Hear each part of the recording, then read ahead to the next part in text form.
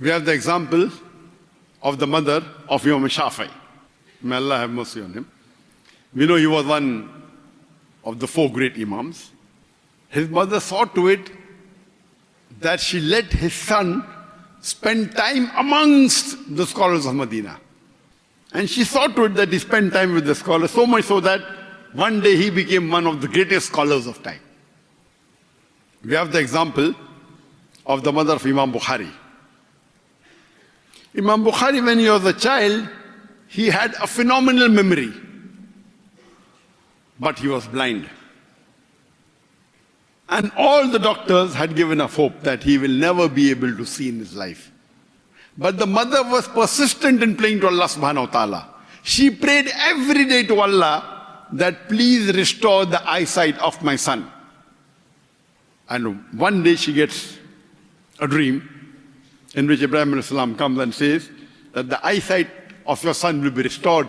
And Imam Bukhari again starts seeing. And we know that he became the best muhaddis. So much so that the Sahih Bukhari that he compiled is the most authentic source of Islam after the Quran. There was the striving of the mother in making Imam Bukhari. Let me give you one more example of Saleha and Farooq. Saleh and Farooq were 2 people, they were a couple who loved each other. They married, and within few months of marriage, there was a call for jihad. So Farooq goes for jihad, and when he goes for jihad, he says, I'll come back soon, within a few months. And he gives to Saleha, his wife, 30,000 dinar. Now 30,000 dinar, according to a person in UK, he calculated it, and he says it is equivalent to 2 million pounds. 2 million pounds. Not dollars, pounds. Dollars will be close to $3 million. So, he goes for jihad, and few months pass, 1 year, 2 years. After about 2.5 years, somebody comes and tells Saleha that he had seen Farooq, that he was injured and he fell in a ditch. Then few more years pass, and then she thinks that my husband is dead. 30 years later, Farooq, he's alive. He comes back to Medina, but before he goes to his home, he goes to Masjid Nabawi. When he goes to Masjid Nabawi, he sees many scholars discussing among themselves. And the best that he could find was Sheikh Abdurrahman, who was about 30 years old. And he's impressed, mashallah. See the city of Medina, all talking about knowledge and ilm. What a beautiful city. And see these scholars, especially Sheikh Abdurrahman. Then he goes to his house and he meets his wife, Saleha, and she's overjoyed to know that her husband is alive. So they're overjoyed the union after 30 years.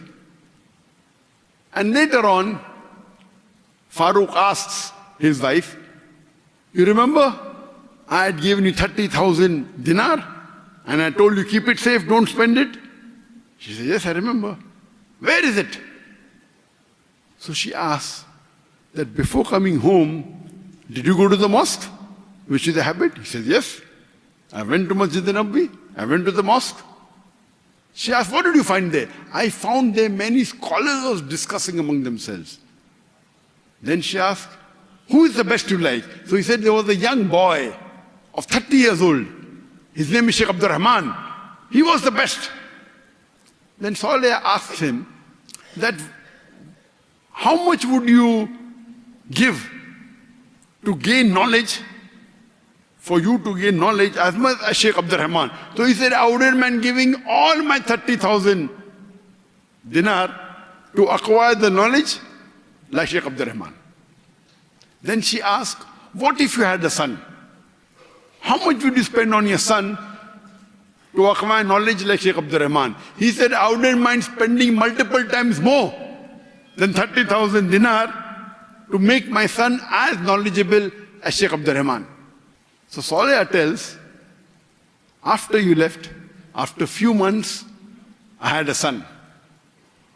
And I spent all the wealth you gave me in giving him knowledge of the deen, and that man, that young boy, Abdul Rahman, Sheikh Abdul Rahman, is your son. Imagine, both of them loved deen. And the mother spends the full saving, not on herself, but on educating her son.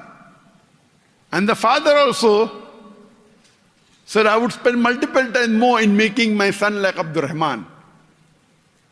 Imagine 30,000 dinar, 2 million pounds.